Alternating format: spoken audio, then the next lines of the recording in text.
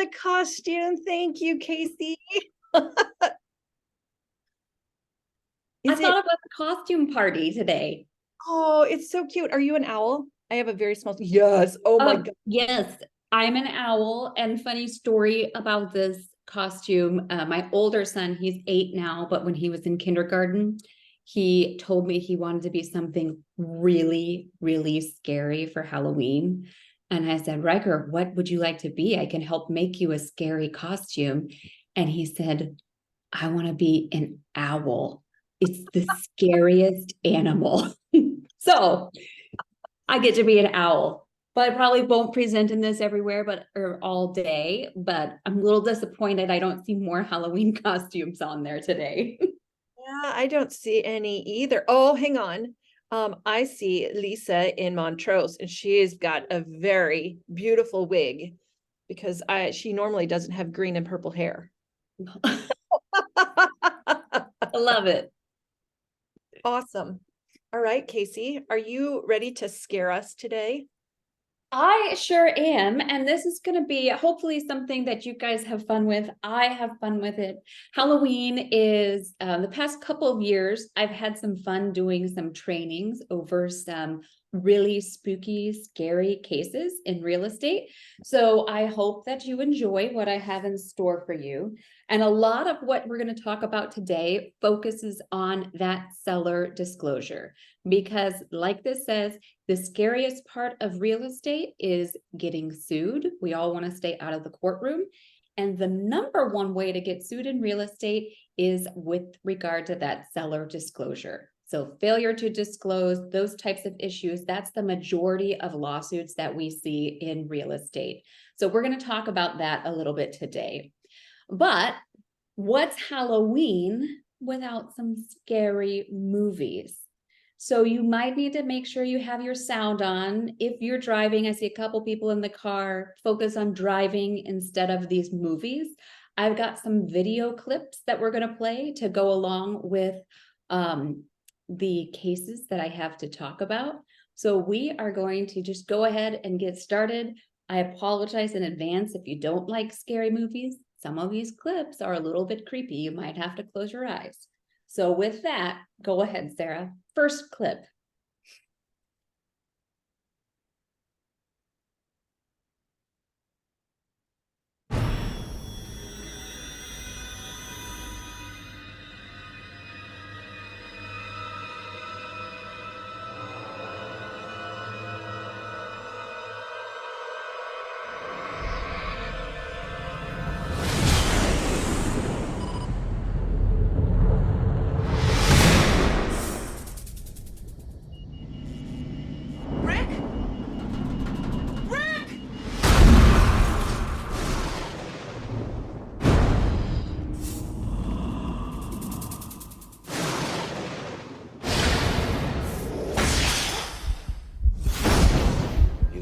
Security scenarios we ran. I'm smack in the middle of one we didn't think of. Can anybody hear me? Let's go!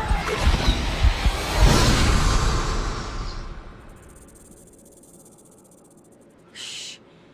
Did you guys hear that?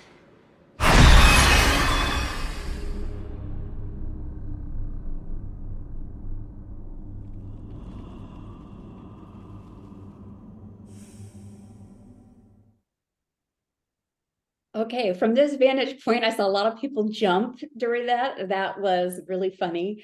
That would absolutely be my worst nightmare because I hate snakes. But that was just the perfect clip for this case, which my Iowa friends will know. They've heard me talk about this over the past several years now, but it's a classic case and such a great example regarding our seller disclosure laws. But this one I've called Snakes in a House. All right. So we've probably all done, I know some people have shown houses and they've walked in and there've been snakes there, and that's terrifying. This one takes the cake for one of the worst snake cases I've come across. So this relates to a buyer who purchased a property in Marshalltown, Iowa. That is about an hour outside of the Des Moines area, if you're familiar with the state. They purchased their house in August 2014. And they took early possession. The closing took place in October of 2014, but they decided to take early possession of the property a couple weeks before closing, which, if you've heard me talk about possession prior to closing, early possession, I never advise it. I know there are some circumstances that warrant it, but I never advise it. If you do take early possession, make sure you always get that in writing, very well documented. But in general, my advice is don't allow early possession.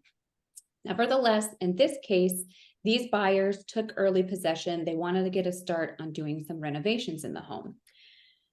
When they moved in, just before closing, they found about a 4-foot bull snake in the basement. And they were like, "Ooh, yikes, there's a snake in the house." They let the seller know. They had they called the pest company who came in, took some remedial measures.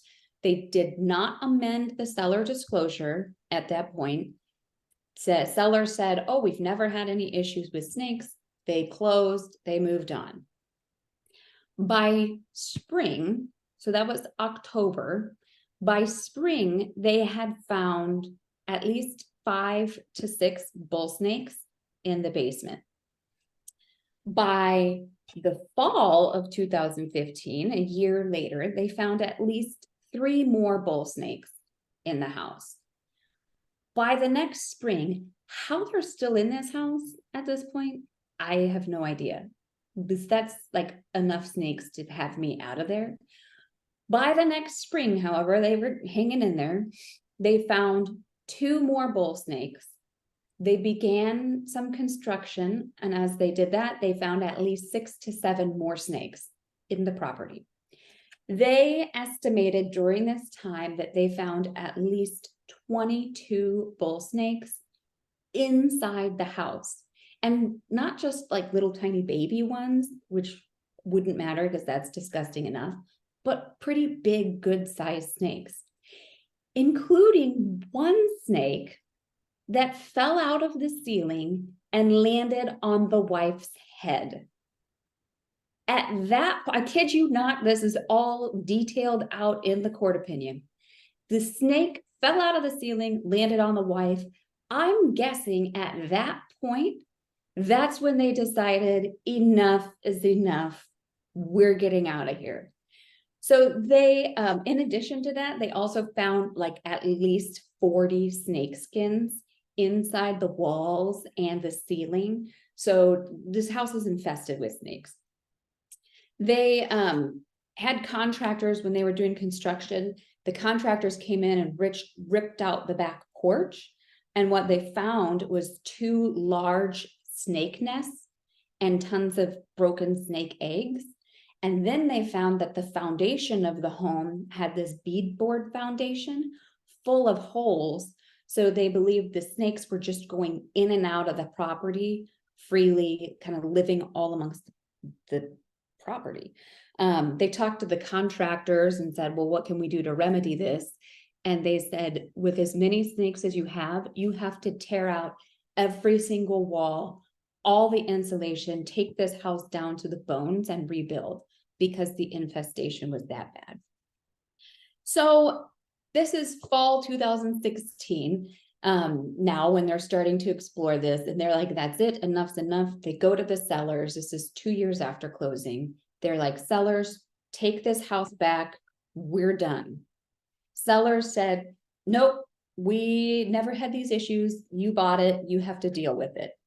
So they filed suit against the seller for failure to disclose the presence of the snakes. In Iowa, the seller of real property has a legal duty to disclose material adverse facts and material defects of which a seller has actual knowledge and a reasonable inspection of buyer would not reveal. So the seller has to disclose these material adverse facts. On the seller disclosure in this case, there was a specific question that said, "Is there a problem with mice, bats, snakes, spiders, roaches, etc.?" The seller said no. So the parties are litigating this because the buyer's like, clearly there's so many snakes in this house that this didn't just happen when we moved in. And the seller saying, well, we didn't know about it. And we maybe had some snakes, but those snakes were outside of the house, not ever inside of the house, except for that one right after you took possession, but we took care of that with the pest inspector. Well, the court said, and the other thing the seller argued, which I have noted here, is that, by the way, even though you said, this disclosure is saying, is there a problem? And that's kind of inferring, like, is there a current problem? And maybe we had a bunch of snakes in the house in the past, but we didn't currently have a snake in the house when we filled out this disclosure. So they tried to argue, because the question was asked in present tense, that they weren't required to disclose what happened in the past, only what happened in present day. And in that time, they said there were no snakes when we filled out the disclosure. The court said, no way, that argument does not pass. You must disclose defects that are either current or have happened in the past. That's the court's ruling. And this went up to the Iowa Court of Appeals. So you can see their ruling. 558A, which is the chapter in Iowa Code, which describes our seller disclosure rules, also requires the seller to disclose issues occurring both inside of the property and outside. Because in trial, the seller conceded that they had several snakes outside of the house. They also had a nice pool and would usually find snakes each season, swimming around in the pool. In case that sounds like a fun place to take a dip. But they didn't disclose that because they thought the disclosure only was inside the house. So the takeaway from this case is to make sure when you're talking with sellers, and this applies across the board, you want to make sure that their disclosures apply for what's happening inside and outside, and that they disclose even past defects of the home. Now, I've had some people say, well, we've lived here in 40 years. Do I have to disclose what happened 40 years ago? If you remember it, great. There's a difference between routine maintenance and actual defects in a property.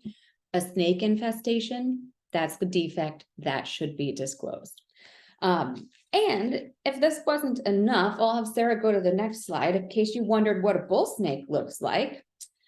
This little bull snake is a snake that my son, Maverick, named Maverick. This bull snake greeted us when we moved to our current home. He was there outside on the porch at our final walkthrough. After I was assured by the seller that she'd never once seen a snake in this whole vicinity, which we live in the woods, there's a pond.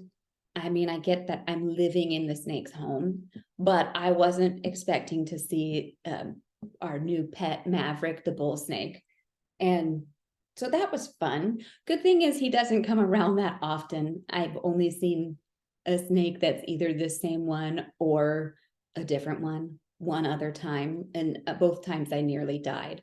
So in case you wondered, that's a bull snake. I also don't kill the bull snakes. Jeff, I agree, snakes are gross. But yeah, see, Tammy, snakes eat mice and rats. They're helpers. Okay, so thank you, Tammy. You're right. We don't kill the bull snakes. They're disgusting. They need to stay in their home, not living in ours. Hey, All right. Kasey, Yes. one question. Kenzie wants to know if the buyer got an inspection. The buyer did get an inspection, I think. I actually don't recall, it wasn't spelled out in the case, but I was pretty sure the transaction was typical, and I don't think the inspection revealed anything. Because again, these snakes, as they started finding them, were hidden behind the walls and in the ceilings when they started kind of uncovering the issues. So the reasonable inspection would not have revealed that unless they actually saw the snake, like one of them they found on a tape on the bar, actually in the basement, stretched out on the bar. So I do think they had an inspection. It did not reveal the snake infestation. They also had a pest inspection, which is typical in Iowa for wood destroying pests. But again, most of those are not looking for snake infestation. Okay, are we happy with the snake case? Probably not happy, but we've had enough of snakes. We're going to move on to another fun creature. And we're going to start with this clip.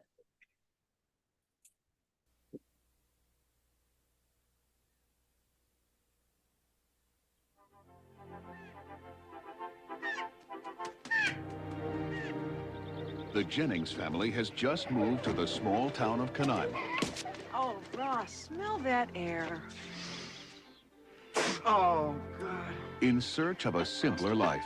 Want to blow up a bullfrog? Okay. It's the perfect place, Goodbye crime, goodbye grime. except for one pesky little problem. Come with me and look at the web. The web? I have a Terrible fear of spiders. Come on, we live in the country now. It's time to work through this irrational, paralyzing terror. It's not irrational. Hollywood Pictures and Amblin Entertainment present Jeff Daniels Honey, we're in the living room. We need you to kill a spider. and John Goodman. Bill McClintock, Infestation Management. Because it's just a spider. Would anybody object if I tore this floor out? I would. False alarm, then lead on. There's no spider here. Every so often in a little town somewhere, there is a health scare. There's a rumor going around that some kind of spider might have killed Sam Metcalf. Doubtful. Spiders make convenient culprits. There's no spider here. I think one of your Venezuelan spiders hitched a ride here. There may be some spiders around here that are very dangerous. Dad, chill out. Just run. They spread out from a central nest in a web-like pattern and dominate the entire area. So when that happens, this town is dead. Better uncork my private stock. Rock and roll!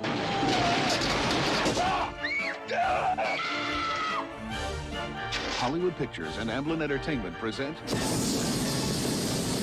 Arachnophobia. 8 legs, 2 fangs, and an attitude. Perk up, Lloyd. If we find the spider that did this, you can arrest him. Arachnophobia, a thrill-omedy.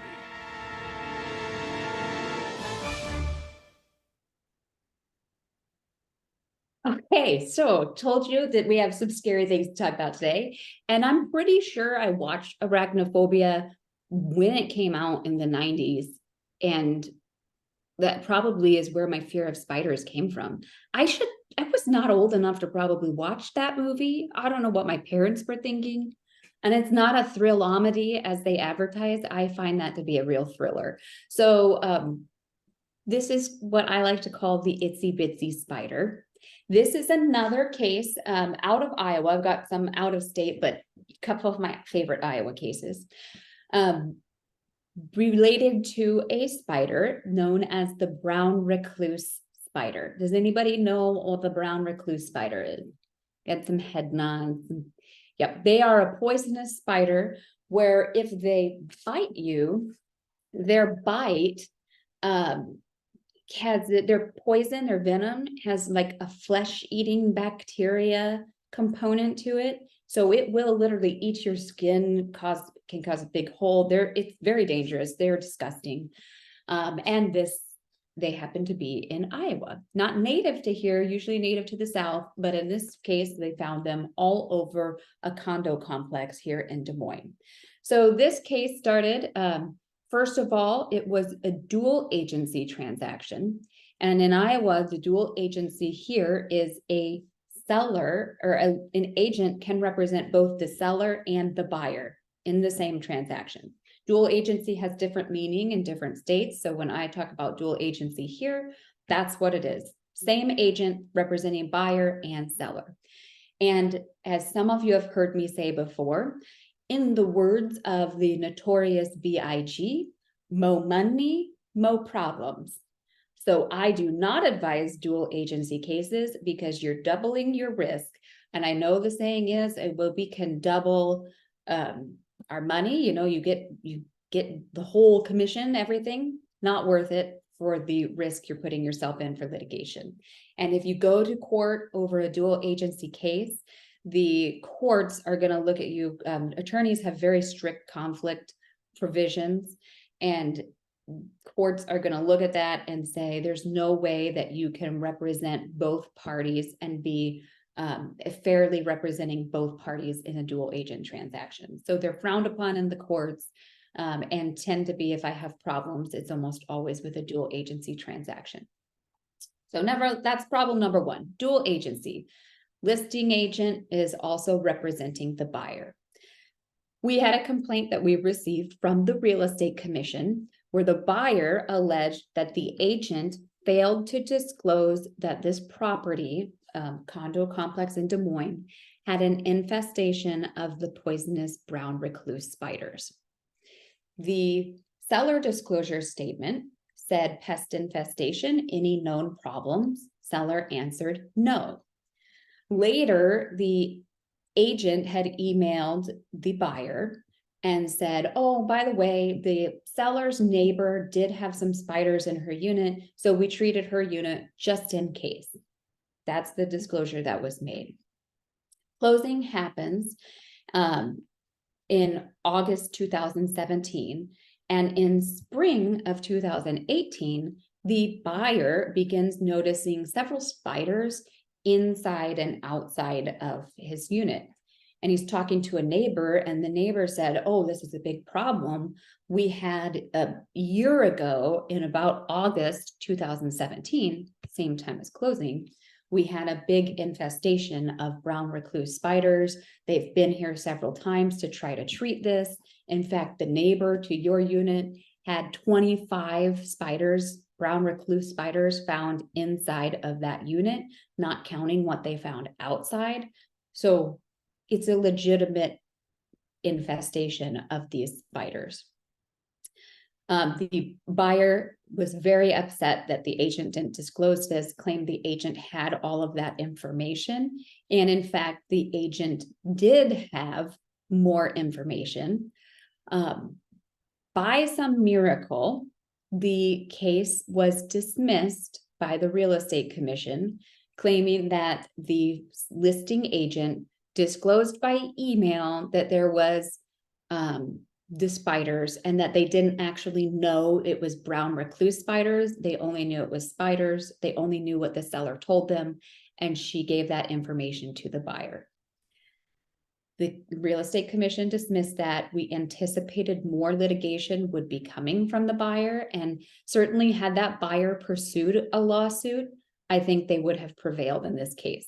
Because I think that the facts, as you dug through, the facts surrounding this infestation made it clear that the listing agent did have more information about that infestation than maybe they let on to the buyer. But the complex continued their treatment, and the buyer never followed up with further litigation. So that's a miracle for that agent that they weren't involved in more serious litigation. But in this case, if you are a listing agent and you know about an issue, you are required to disclose that issue. If you know of a defect in a property, and let's say the seller doesn't want to disclose it, you as the agent must disclose it. And if you have a seller that says, no, I don't want to disclose this, the best thing you can do is fire that seller and walk away. It's not worth the risk of litigation for you to be caught in a case where your seller is committing fraud by not disclosing defects.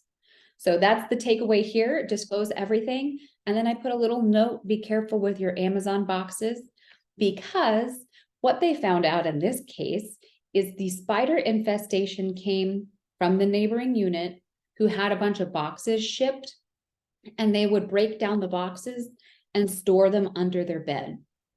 And that is where they believe the spiders came from.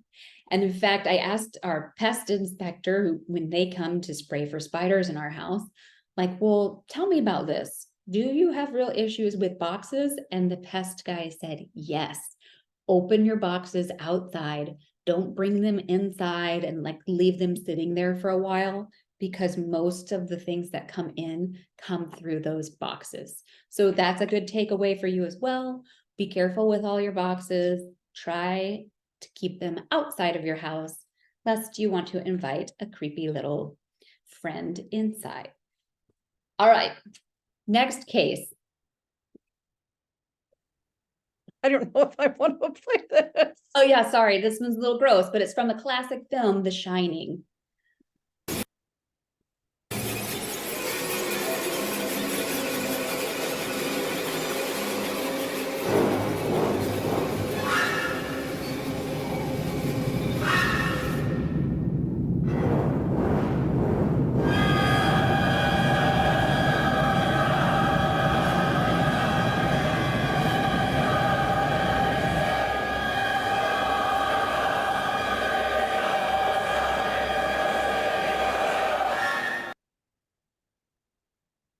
Okay, now you're probably all wondering what kind of case could tie into that clip.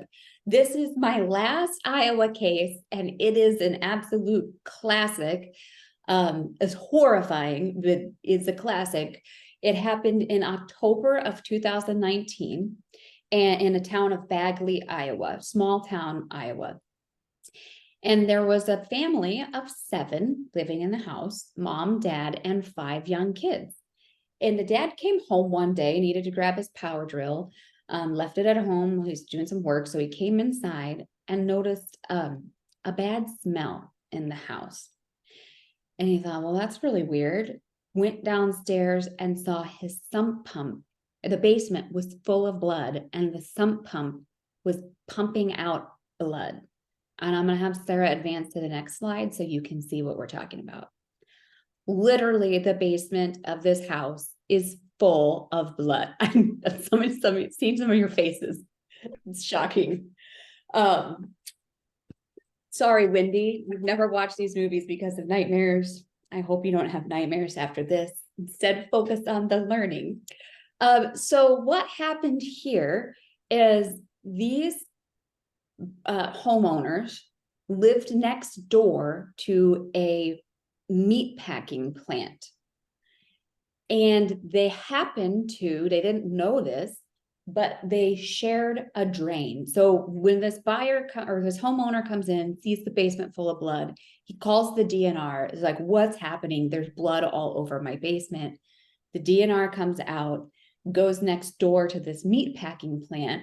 They put in some fluorescent dye, and sure enough, within 10 minutes, that dye starts pumping out into this home, into the basement. So they realized that they had this shared tile line in the building or between the 2 homes, and the meat packing plant was improperly disposing of their animal blood and remnants. So this is not just animal blood, but there's also it's 5 inches deep of blood, animal parts, other bits and pieces, really disgusting.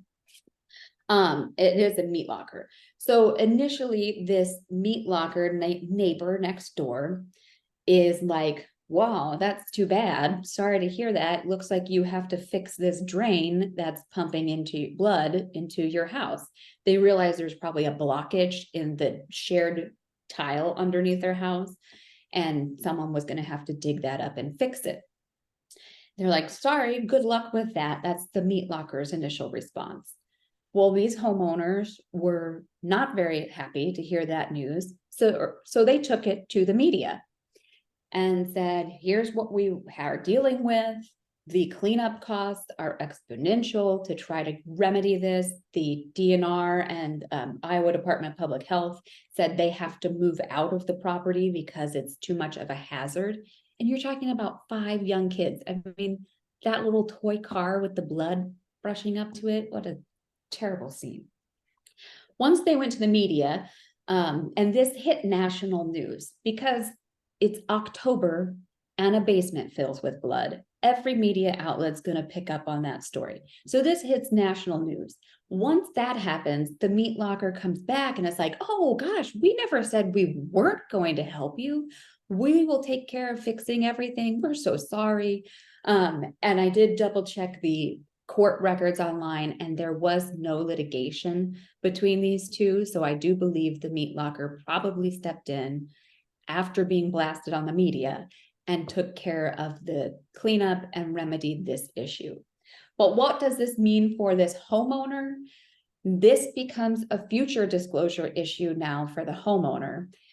which might sound like it will make the property difficult to sell, but as long as you can explain on a disclosure what steps you took to remedy this issue, ensuring that it's not happening again, it should not be an issue going forward for the seller, but it might take a unique buyer willing to know that these pictures of their home are living all over the internet and it looks worse than a horror movie. But that's real life. Welcome to Iowa. Next slide. Hello, Ghostbusters. Yes, of course they're serious. You do? You have? No kidding. Uh-huh. Well, just give me the address. Yes, of course. Oh, they'll be totally discreet. Thank you. We got one!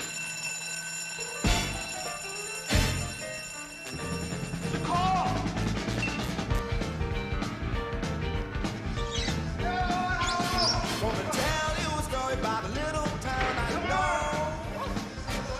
They had a real big problem with the big local ghosts. Those spooks were making the whole city lose control. Well, the mayor was better, the town was better, but they had no sense of fear.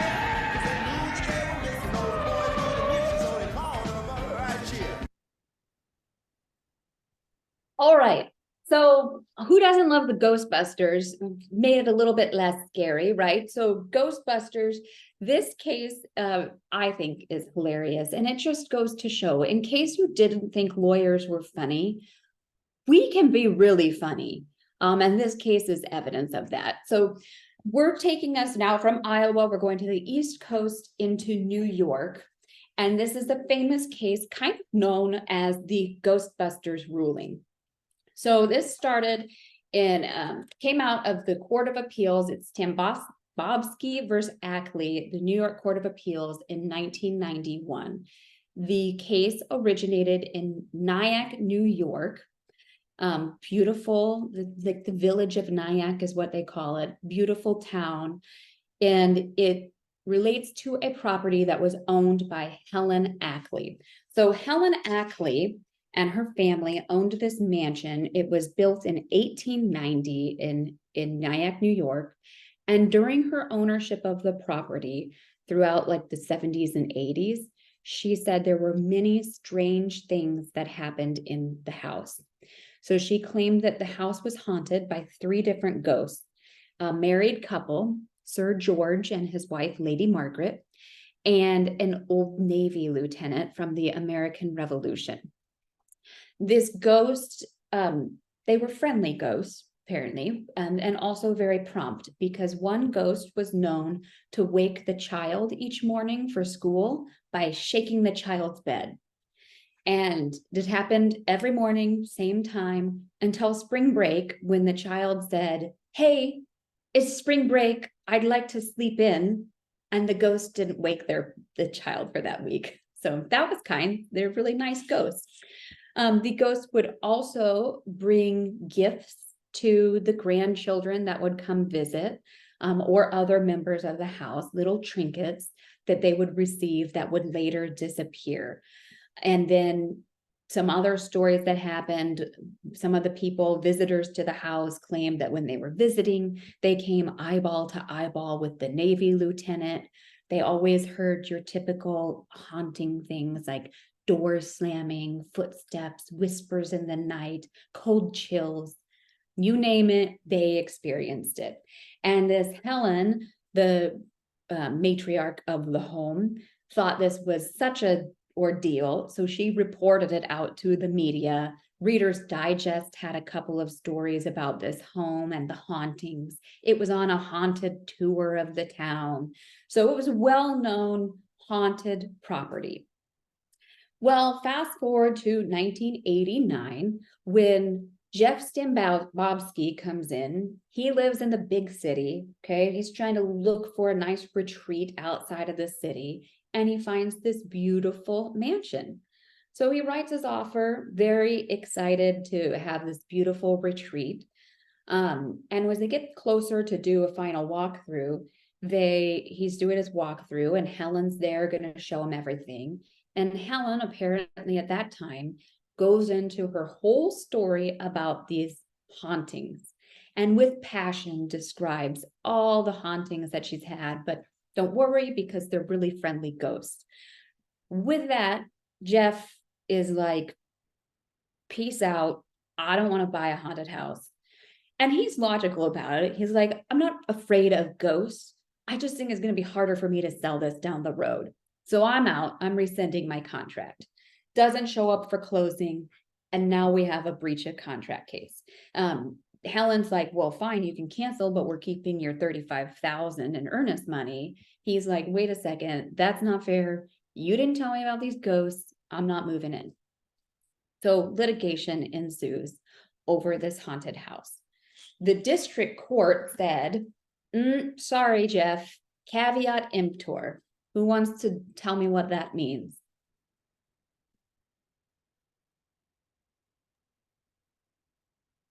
Buyer beware. Thank you. Yes, buyer beware. Old Latin term. This used to be the common law rule almost across the whole nation. Buyer beware. That's what the district court ruled. Well, Jeff appealed that ruling and moved it on to the Court of Appeals. And this is where we see some fun from the Court of Appeals. And I'm going to read some of the quotes out of the justices. It was a 3-2 ruling. So the three justices voted in favor of Stambovsky and let him cancel out of the contract. 2 voted against it. They dissented and said, nope, it is buyer beware. And how can we even be talking about ghost stories? This is ridiculous. Well, the judges that ruled in their favor said, bear with me, I'm going to read these because I think they're hilarious. Here's a few quotes. Whether the source of the spectral apparitions seen by defendant seller are parapsychic or psychogenic, having reported their presence in both national publication and local press, the defendant is estopped to deny their existence, and as a matter of law, the house is haunted. This is probably the only time the courts in the US have declared a home to be legally haunted. And they based that ruling on the fact that since the homeowner marketed it to everybody as a haunted house, she couldn't later deny that it was not actually haunted, which might have been part of her argument. Then it went on to say, the judge, while under general rules, the plaintiff, the buyer, hasn't a ghost of a chance to prevail, I am nonetheless moved by the spirit of equity to allow the buyer to seek a rescission of the contract of sale and recover his down payment. I'm not seeing too much laughter, but you guys, that's funny. These judges are funny. Here's another one. From the perspective of a person in the position of the plaintiff, that's the buyer, a very practical problem arises with respect to the discovery of this paranormal phenomenon. Who are you going to call? Now, mind you, this was heard in like 1989 is when this guy went under contract, which is also when Ghostbusters 2 came out, and it's in New York. So you've got the best setting for this type of a case. And then lastly, the court said, like the seller argued that the buyer, one of the seller's argument was that the buyer could have discovered the haunting before buying, to which the court said, the notion that a haunting is a condition which can and should be ascertained upon reasonable inspection of the premises is a hobgoblin which should be exorcised from the body of legal precedent and laid quietly to rest. They also had, like, their whole ruling is full of these spirited puns. They quoted a scene from Hamlet, which is Shakespeare. The scene was titled Ghost. It was really funny. But ultimately what this ruling resulted in was in New York, it made it illegal to conceal a haunted house, like you had to disclose if you had publicly marketed your house as haunted, you had to disclose it to buyers. So haunted house in New York should be disclosed. All right, next case.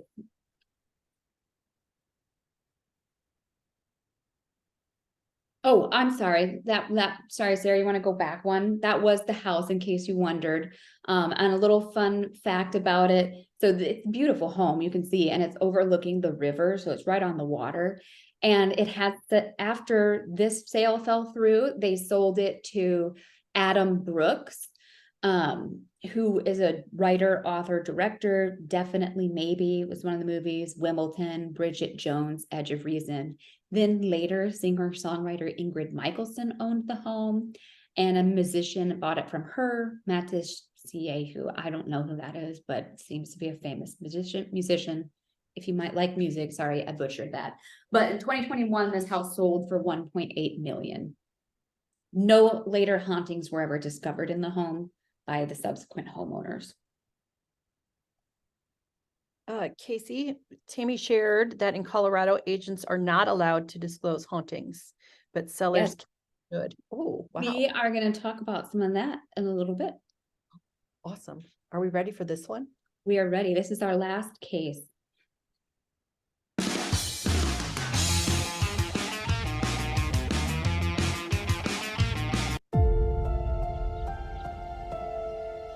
Dearest new neighbor, 657 Boulevard.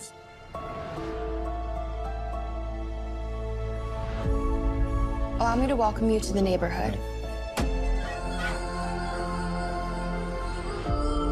Do you know the history of the house? I've been put in charge of watching you. This message will not be the last. I am the Watcher. Guess now is not the first heartbroken. Your house is my obsession. And now you are too. My eyes are not the first to cry. Who am I? It might not frighten you yet, but it will.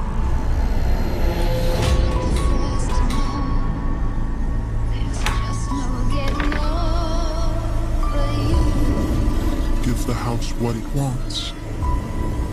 Young blood.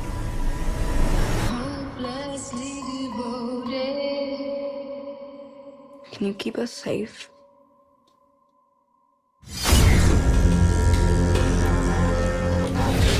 We moved out here because we wanted to feel safe.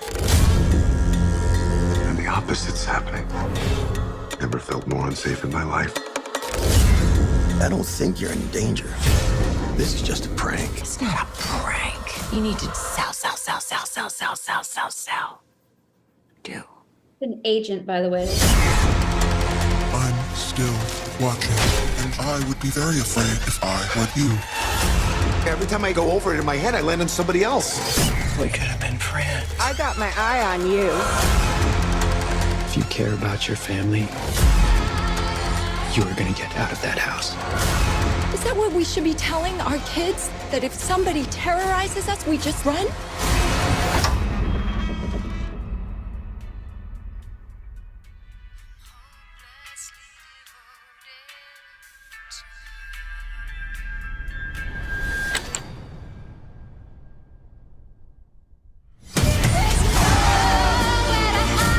I will never stop watching.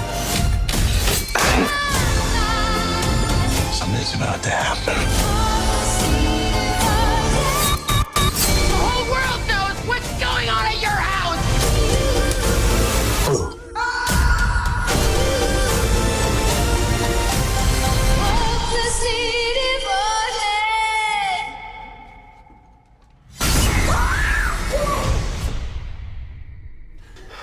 Who are you?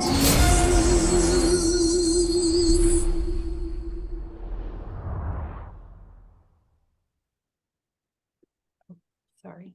All right. So The Watcher, this came out, I think last year on Netflix. And full disclosure, I have not seen it because I do not like scary movies. So I really went out of my element here to put this presentation on because these things freak me out. But I do like scary legal cases and true cases, and this is a true case.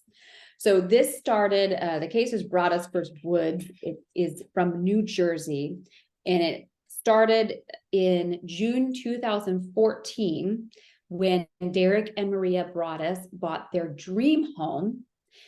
And on June 5th, they closed June 2nd. On June 5th, they received the first of several letters from someone that called themselves the Watcher. And I have from the court filings, I pulled out some of the actual cases, the actual letters, some quotes. So the first letter they received, first couple letters, these are some quotes from the letters. This home has been the subject of my family for decades. I've been put in charge of watching and waiting for its second coming. My grandfather watched the house in the 1920s. My father watched it in the 1960s. It's now my time. Why are you here? I will find out. Now that they have it to flaunt it, they will pay the price. Tis, tis, tis, bad move. You don't want to make 657 Boulevard unhappy. Do you need to fill the house with the young blood I requested? That's the children, by the way. Once I know their names, I will be able to call them and draw them to me. I asked the Woods, that's the previous homeowner, to bring me young blood. That's the first set of letters. Then later in June, and then another month later in July, they received some more letters. Here's some quotes from those letters. Have they found what's in the walls yet? In time they will. I'm pleased to know your names now and the names of the young blood you have brought me. In that letter, they also wrote out all of the names of the kids and their ages in birth order. So clearly this person had been doing their research on this family. Have you found all the secrets it holds? Will the young bloods play in the basement? Who has the bedrooms facing the street?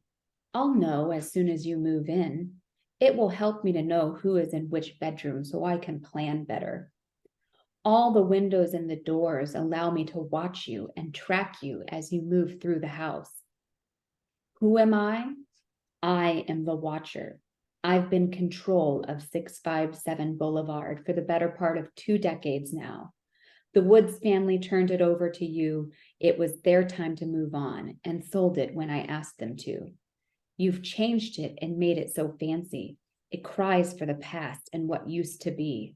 Now I watch and wait for the day the young bloods will be mine again. Let the young blood children play like I once did. Pretty creepy, right? These homeowners never moved into the house, of course, because they were absolutely terrified to do so. They kept receiving these letters. They were going to do some renovations to the home, but they never moved in because they were too scared. I understand.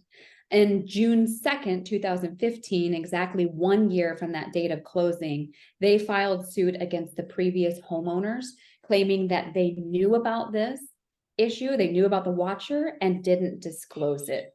And in fact, there was evidence that showed that the previous homeowners, just a couple weeks before closing, did receive a letter from the Watcher, and the wife got it, just thought it was something dumb and threw it out, didn't think it was any big deal. So she threw it out. And this was in litigation for 2 years. And in 2017, the district court in New Jersey dismissed the case. And they said, if we ruled in the favor of the buyer, then we would put a burden on future sellers to speculate about what they need to disclose to buyers. Since the Woods lived in this home for 23 years, they received just 1 letter from the apparent stalker.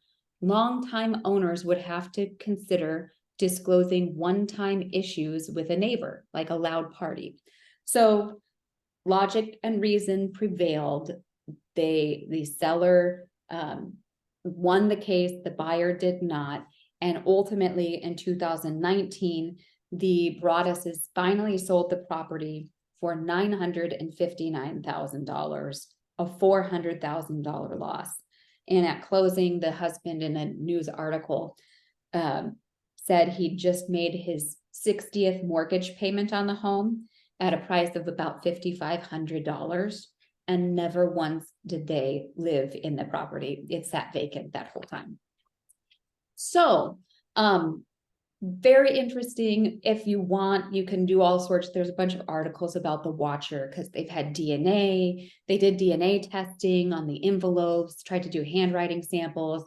The police investigation at this point, they've kind of given up.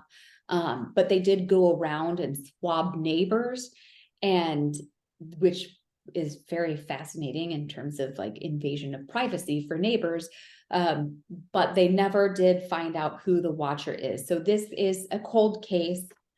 They speculate it could be a neighbor. They also speculate it could be a teacher in town whose brother was an attorney who incidentally represented the sellers in this litigation. Oh, like what a twisted web we weave. That case is just fascinating. And I'll have you go to the next slide, Sarah, so you guys can see what this watcher house is. So there you have it, the spooky watcher house. Very fascinating.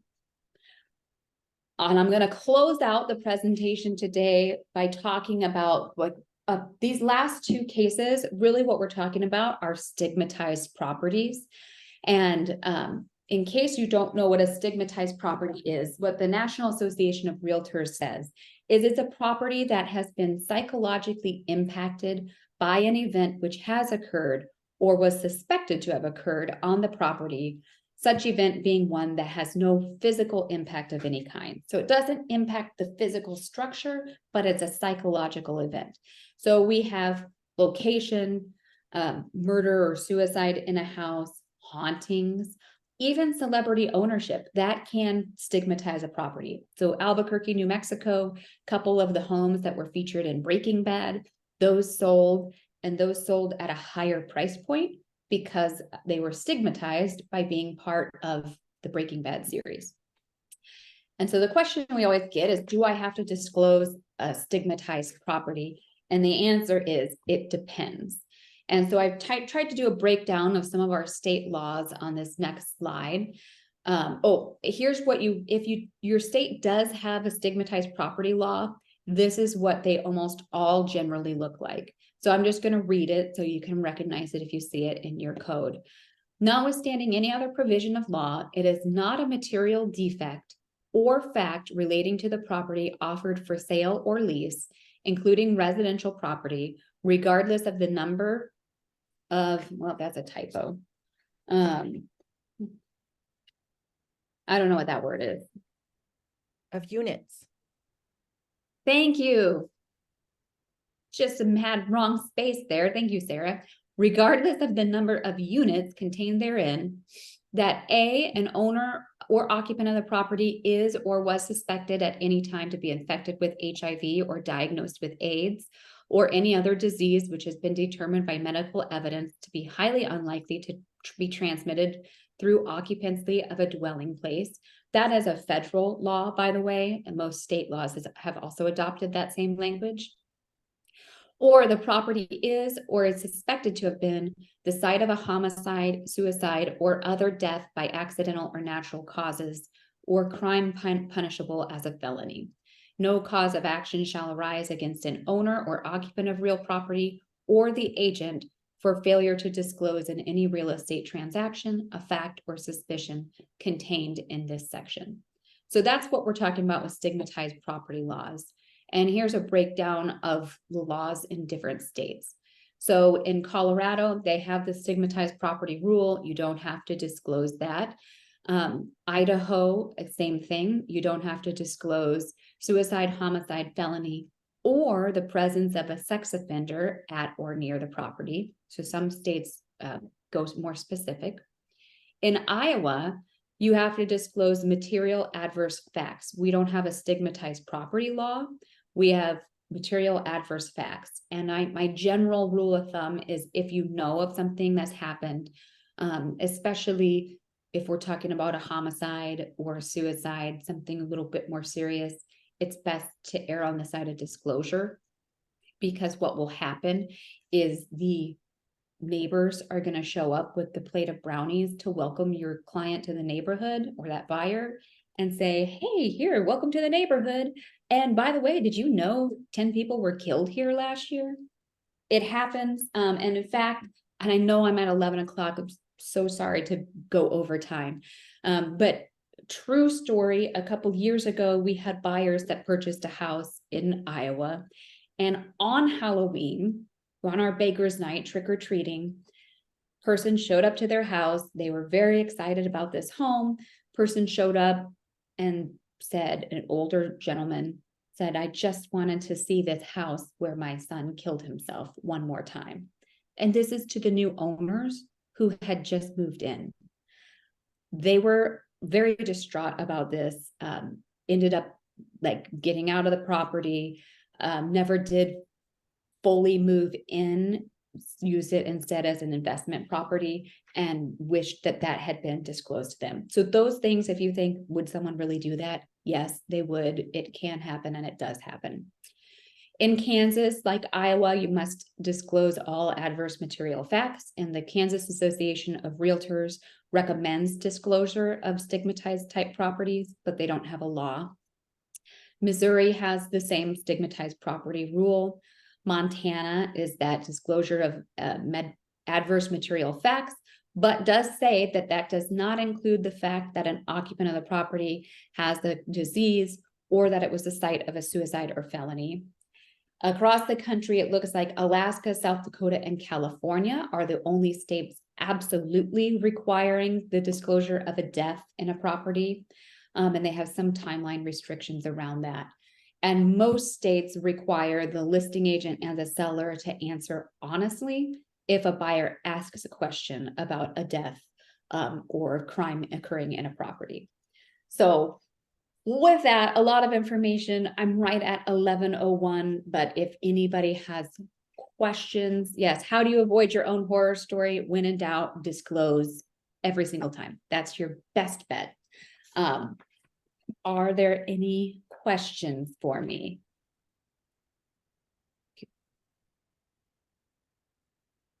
You've scared us all to death. We're afraid to ask anything. I know. Sorry, it was really spooky. So sweet dreams tonight. Thank you. Everyone. Yeah, thank you all so much. Thank you. It was really good. I will say I'm a little freaked out, and like Wendy, I think had commented in there that, oh my God, like I don't want to eat lunch. I feel creepy.